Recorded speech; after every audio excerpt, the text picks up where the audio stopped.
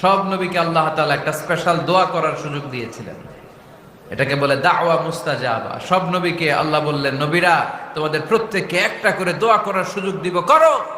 করা মাত্রই কবুল। সব নবীরা এই সুযোগ পেয়ে দোয়া করা শুরু করে দিল, আর আল্লাহ কবুল করে নিলেন। একজন নবী ওই দোয়াটা করেন নাই। ওই নবীর নাম সবাই বলেন। আল্লাহর হাবিব বললেন, ইন্না লিকুল্লি নাবিয়্যিন দাওয়া মুস্তাজাবা।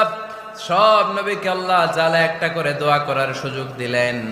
দাও বিহা, ওই দোয়াটা সব নবীরা দুনিয়ার বুকেই করে ফেলেছে। ওয়া ইন্নী আখতাবিউ দাওয়াতি শাফাআতান লি উম্মতি ইয়াউমাল কিয়ামা।